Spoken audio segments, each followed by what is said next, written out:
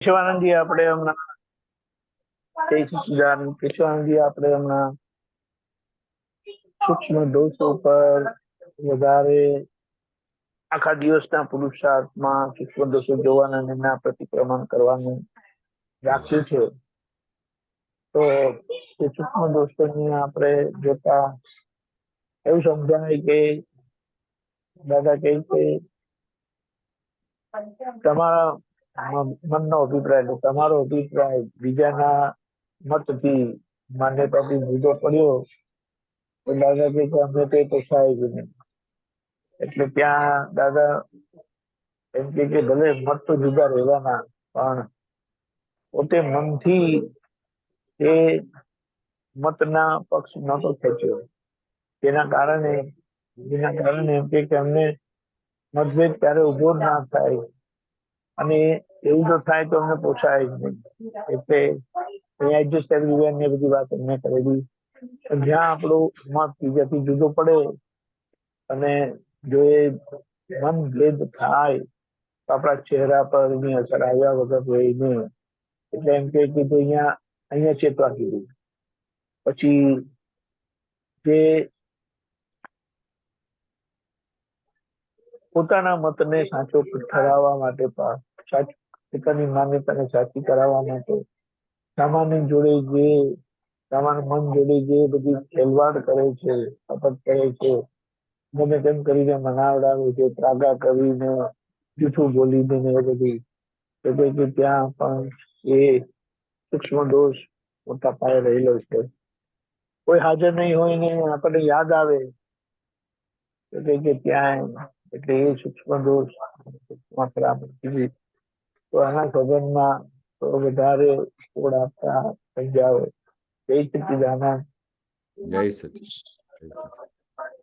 હા, એ દાદાજીએ બહુ સરસ આ વિજ્ઞાન આપ્યું છે અને અંદર જે પ્રજ્ઞાશક્તિ પ્રગટાવી છે, જેના લીધે આપણે અંદર ખાને ખબર પડે છે કે અંદર શું ચાલી રહ્યું છે. જો આ પ્રજ્ઞાશક્તિ નહીં ડેવલપ થઈ હોત, આ વિજ્ઞાનની બહુ મોટામાં મોટી બલિયારી છે. જે પ્રજ્ઞાશક્તિ તમને દિવસ રાત ચેતે, કંઈ પણ તમને વિચાર બી આવે તમારા એમના માટે, કોઈના માટે સૂક્ષ્મ રીતે તમારે વિચાર બી આવે કે ભાઈ આ તો મારા ભાઈ તો અહીંયા અમેરિકામાં બહુ મોજ કરે છે, અમે અહીંયા તકલીફમાં બેઠા છીએ, તો એ તરત જ ત્યાં પહોંચી જાય છે. હવે એ દાદાજી કહેતા હતા કે જો આપણે આ સૂક્ષ્મ રીતે જો આપણે જેટલા અંદર જઈશું ને, ત્યારે આપણે ખબર પડશે કે ભાઈ અંદર શું ચાલી રહ્યું છે, અંદરની માયાજાળ શું છે, આ કઈ રીતે આ દોષ પકડાય છે, કઈ રીતે દોષ થાય છે, કેવી રીતે એમના પ્રતિક્રમણ કરવા. એ નિરંતરની જાગૃતિનો માર્ગ છે. આપણે આ વિજ્ઞાન તો પ્રાપ્ત થઈ ગયું, પણ એના પછી દાદા વારે ઘડી એક વસ્તુ કહેતા હતા કે આપણે નિરંતર જાગૃતિ રહેવી જોઈએ કે કેશવની અંદર શું ચાલે છે, એના કયા વિચાર આવે છે અને એ શું વિચારી રહ્યા છે, અને ઘણી વખત એ વિચાર કરતા કરતા કેટલી નેગેટિવિટીમાં જતા રહે છે અને એની ઇફેક્ટ શું આવે છે.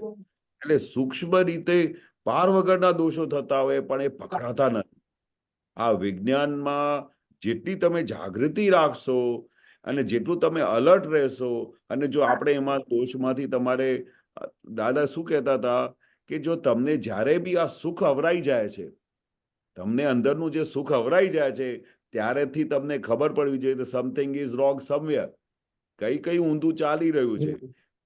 એટલે તમે કોઈના માટે આટલું રાઈ માત્ર બી કઈ વિચાર કરો ને, અને ઊંધા તમને વિચાર કરો, અને એના માટે તો આપણે સૂક્ષ્મ રીતે આખી દુનિયા બદલાઈ જાય છે, અને એ પછી એમને અસર કરે છે, અને એના રિપર્કેશન પછી પાછા અમારી પાસે આવે છે, જેથી કરીને અમારું મુક્ત હાસ્ય જતું રહે છે. અમારે જે આ જ્ઞાન મળ્યા પછી જે આખું અંદર સુખ ઉભરાવવું જોઈએ એ આવતું નથી. કયા કારણસર? કારણ કે આ સૂક્ષ્મ દોષો એટલા બધા થતા હોય છે જે પકડમાં આવતા નથી, જેના લીધે આખું સુખ ખવરાઈ જાય છે. બાકી દાદાએ જે વિજ્ઞાન આપ્યું છે, તો તમે સેકન્ડે પોતાના સ્વમાં એટલા બધા આનંદમાં રહી શકો કે જેનું તમને વર્ણન ના થાય. એટલે આ સૂક્ષ્મ દોષોને લીધે અમારું બધું સુખ અવરાઈ જતું હોય છે. જે એ પકડમાં આવતા જશે, અને એ જે દોષો પકડમાં આવ્યા અને એના જે વ્યવસ્થિત રીતે પ્રતિક્રમણ થયા, તો ધીરે ધીરે તમારું મુક્ત હાસ્ય ઉભરાશે, તમારા અંદરનું જબરજસ્ત આનંદ પ્રગટ થશે. દાદા ભગવાનને 24 કલાક જ્યારે બી જુઓ ત્યારે ફ્રેશ કેમ દેખાતા હતા? જ્યારે જો ત્યારે એમનું મુક્ત હાસ્ય કેમ આવતું હતું? કારણ કે એક દોષ ના જોતા હતા, આખા જગતને નિર્દોષ જોયેલું. આ કલ્પનામાં આજે જ અમારે બપોરે વાત થતી હતી કે ભાઈ કે દાદા ભગવાને અમારે તો દિવસમાં ગમે ત્યારે પણ કોઈના ને કોઈ દોષ દેખાઈ આવે છે. તો દાદા ભગવાને આખા જગતને નિર્દોષ કેવી રીતે જોયા હશે? અને છે જ નિર્દોષ. એટલે એ વસ્તુ જો પકડમાં આવી જાય કે આખું જગત નિર્દોષ છે, આખું જગત જે તમને હેરાન કરે છે એ બી નિર્દોષ છે, કે તમારી સાથે ઊંધું કરીને જાય છે એ બી નિર્દોષ છે, તો જે દિવસે આ દ્રષ્ટિ તમને હાથમાં પકડમાં આવી ગઈ, તો તમારું મોઢામાંથી આ જે ખેંચાઈ જાય છે, આ જે સુખ જતું રહે છે, આ મુક્ત હાસ્ય નથી આવતું, એ બધું તમારે પાછું આવી જશે. આ વેરી વસ્તુ ગુડ. બહુ સરસ. આજે મુક્ત હાસ્યની બહુ સરસ વાત કરી કે મુક્ત હાસ્ય ત્યાં સુધી નથી કરતું. તો કે પહેલી તો એમને બુદ્ધિ છે ત્યાં સુધી કીધું છે, અને બુદ્ધિ હોય તો કે મુક્ત હાસ્ય આવે જ નહીં. અને આવે છે. બીજું આ જે તમારા મનથી કે આપણે કંઈક પણ સામાન્ય માટે દોષિત દેખાય છે કે એવું થાય છે, તો ત્યાં પછી એ મુક્ત હાસ્ય ખુલ્લું ના થાય. ને એ વાત છે કે જ્યાં સુધી લોકો દોષિત દેખાય છે,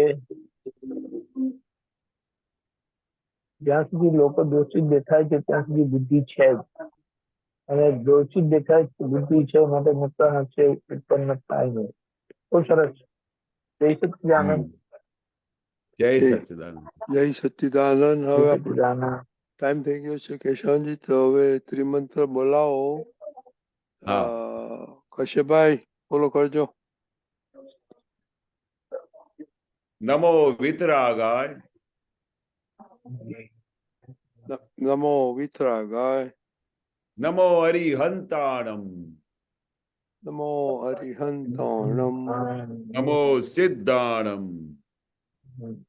નમો સિદ્ધાણમ, નમો આયરિયાણમ, નમો નમો આયરિયાણમ, આયર્યાણમ, નમો ઉવઝ્ઝાયાણમ, નમો નમો ઉવસ્સાયાણમ, નમો લોએ સવ સાહુણમ, નમો લોએ સવ સાહુણમ, એસો પંચન મુક્કારો, એસો પંચન મુક્કારો, સંવપાવપણાસણો, સવ પાવપણાસણો, મંગલાણમ ચ સવ્વેસિમ, મંગળાણમ ચ સવ્વેસિમ, પરમમ હવૈ મંગલમ. પરમં હવૈ મંગલમ. ઓમ નમો ભગવતે વાસુદેવાય. ઓમ નમો ભગવતે વાસુદેવાય.